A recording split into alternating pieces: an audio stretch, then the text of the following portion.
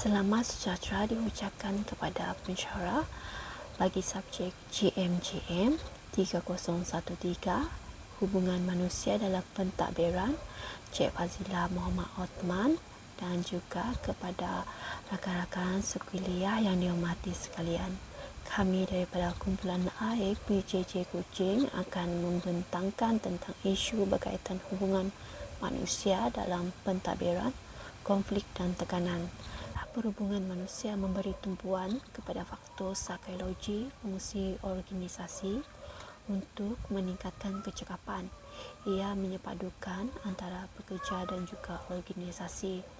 Menurut McFarlane 1960, hubungan manusia merupakan kajian dan juga amalan menggunakan sumber manusia melalui pemahaman dan melalui penghatuan tentang aktiviti, sikap, sentimen dan juga perhubungan antara seseorang individu di tempat kerja. Dari perspektif sumber manusia, human resources, pengurus organisasi yang melibatkan proses mewujudkan sistem dan saluran komunikasi untuk membolehkan perhubungan bekerja kumpulan serta perhubungan satu dengan satu kumpulan yang kukuh. Dan yang terakhir, pekerja lebih terdorong untuk melakukan tugas berkaitan kerja apabila mereka memahami bahawa berbuat demikian akan membuatkan mereka berasa dihargai dan dihormati. Eksperimen kesan Houghton yang menentukan bahawa pekerja menjadi lebih produktif apabila mereka diperhatikan dan diambil berat walaupun semasa kerja mereka merosot, menurut Witzel 2015. Seterusnya, rakan saya akan membentangkan slide beliau. Sekian. Seterusnya saya akan membentangkan mengenai konflik dan teori. Konflik ialah suasana yang melibatkan pertentangan antara dua pihak atau lebih akibat daripada ketidaksamaan, ketidakkonsistenan dan permusuhan. Menurut Lutzen, itu 1981, konflik adalah satu keadaan yang disebabkan oleh kehadiran kuasa-kuasa yang bertentangan yang berakar umbi dari keinginan manusia.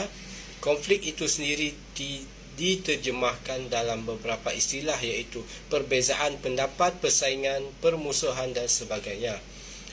Teori konflik ialah teori yang menganggap bahawa perubahan sosial tidak berlaku melalui proses di mana penyesuaian nilai, tetapi melalui wujudnya konflik.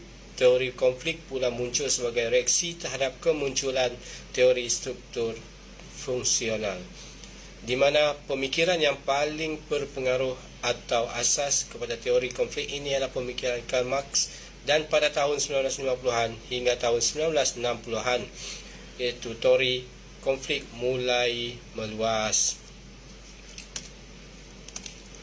Peranan Jabatan Imigresen Malaysia, iaitu Jabatan Imigresen Malaysia, merupakan antara agensi yang ada di bawah Kementerian Dalam Negeri, iaitu KDN, yang memberikan perkhidmatan untuk warga negara Malaysia, penduduk tetap dan juga warga asing yang datang ke Malaysia. Dasarnya, Jabatan Imigresen Malaysia berperanan bagi memastikan peraturan dan dasar kemasukan warga asing ke Malaysia ini menepati dengan 4 kepentingan negara di samping menunjukkan kewarganegaraan. Dan warga asing yang layak tidak menafikan apa-apa kemudahan imigresen.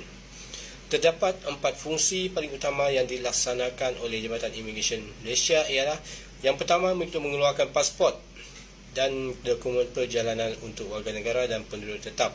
Yang kedua, mengeluarkan visa, pas dan permit pada warga negara asing yang mana memasuki Malaysia. Yang ketiga, mengawal dan menilai pergerakan keluar masuk warga negara dan warga asing di pintu masuk negara yang telah diwatakan. Yang keempat, menguatkuasakan Akta Imigresen 1959 dan 1963, iaitu Peraturan Imigresen 1963, Akta Pasport 1966, Akta Perdagangan Orang dan Anti Penyeludupan Migran 2007, iaitu Pindaan 2010.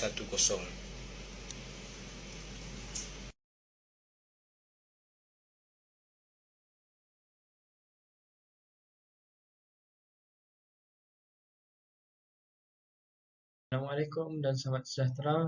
Saya Muhammad Rafiq bin Azmi dengan nombor metrik 275052 akan membentangkan tentang strategi pengurusan konflik di Jabatan Imigresen Malaysia. Adalah yang pertama adalah meningkatkan kesedaran kepada pekerja mengenai konflik yang berlaku akibat komunikasi yang lemah dan salah komunikasi di dalam organisasi. Kedua, meningkatkan kesedaran pekerja tentang nilai kepelbagaian dan kebolehan mereka sendiri di Jabatan Imigresen Malaysia. Ketiga, mengamalkan peralihan kerja atau tugasan jangka pendek di mana konflik mungkin berlaku apabila pekerja tidak memahami tugas lain yang sedang dilaksanakan oleh pekerja lain. Contohnya, pekerja bahagian perolehan perlu membuat laporan bulanan kepada bahagian kewangan. Empat adalah pertukaran tempat kerja secara berkala atau job rotation. Contohnya pertukaran pegawai KP19 yang sudah berkhidmat lebih dari 5 tahun di lapangan terbang antarabangsa Kuching perlu ditukarkan ke bahagian lain seperti di bahagian visa, pas dan permit. Ini supaya pengetahuan mereka mengenai fungsi-fungsi utama Jabatan Imigresen Malaysia tidak hanya terhad di satu bahagian sahaja. Dan seterusnya, tentang tekanan, menurut Hodgson 2001, 13 tekanan ialah keadaan ketegangan mental atau ketidakselesaan fizikal atau kedua-duanya yang jika diabaikan atau tidak dirawat boleh menjejaskan keupayaan seseorang untuk menghadapi persekitaran mereka. Dan Richard Lazarus 1984 mendefinisikan tekanan sebagai keadaan di mana seseorang percaya bahawa tuntutan dalam hidupnya lebih besar daripada kapasitinya. Sekian, terima kasih.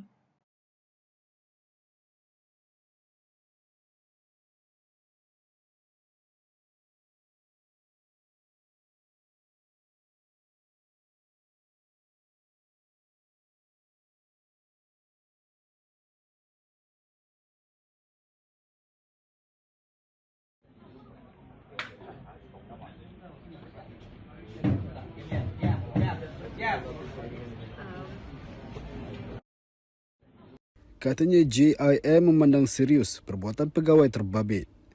Jelas beliau walaupun siasatan awal mendapati terdapat unsur-unsur provokasi daripada orang awam, namun tindakan yang diambil oleh pegawai imigresen terlibat tidak sepatutnya berlaku. Tambah Dato' Sri Khairul Zaimi, pegawai imigresen seharusnya bijak mengawal diri dan bersikap profesional apabila berdepan provokasi lisan oleh orang awam kerana mereka diberi latihan dan tunjuk ajar yang mencukupi. Punca-punca konflik, halangan untuk mencapai satu-satu matlamat oleh satu atau lebih pihak lain antara merupakan salah satu punca terjadinya konflik dalam sesebuah organisasi atau antara individu. Contohnya bila keinginan seseorang atau sesebuah jabatan untuk menganjurkan seminar maupun majlis untuk kepentingan diri atau organisasi ditentang oleh pihak lain oleh kerana sebab-sebab tertentu yang dapat menimbulkan konflik.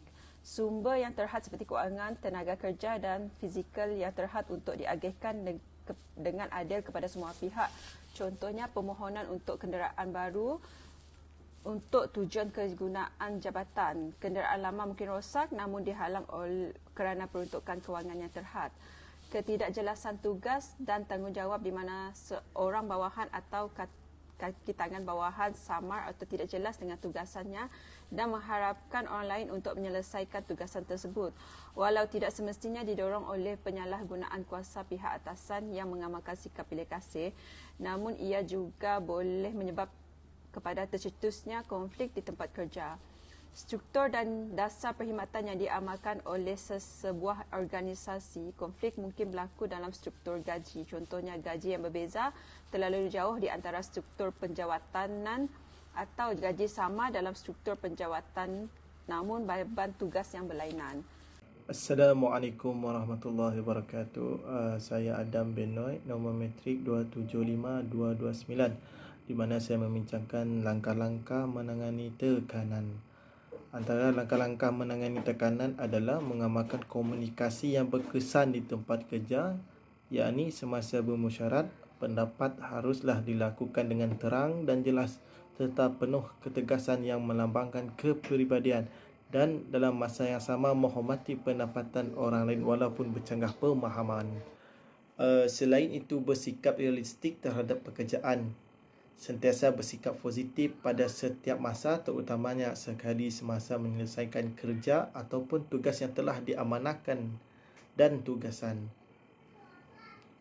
Bagi meningkatkan kemahiran dalam menyelesaikan masalah, tindakan untuk menyelesaikan mungkin disenaraikan sebagai penyelesaian, tetapi tindakan yang digunakan mestilah penting dan sesuai dengan situasi yang sedang ditangani. Dan hendaklah sentiasa bersikap positif dalam perubahan kerja untuk menjadikan lebih mudah untuk menyelesaikan diri dalam masa senario. Seseorang mesti mempunyai sikap yang baik 15 dalam diri mereka sendiri. Kesimpulannya, jujur dalam menghadapi konflik dan tekanan yang mendatang. Persiapkan diri dengan kekuatan hati dan mental dalam mendengar situasi orang lain. Jika kita jujur dan terbuka dalam penyelesaian konflik, ia akan menghasilkan organisasi yang cemerlang dan maju serta mengurus konflik akan lebih berkesan. Sekian. 9 Palang 63 yang boleh dihukum di bawah Seksyen 56-1-AA Akta yang sama. Datuk Seri Khairul Zaimi menegaskan sebarang tindakan provokasi dan ancaman kepada mana-mana pegawai imigresen yang sedang menjalankan tugas akan dikenakan tindakan berlandaskan undang-undang. Pihaknya tidak akan berkompromi ke atas mana-mana individu yang cuba menghalang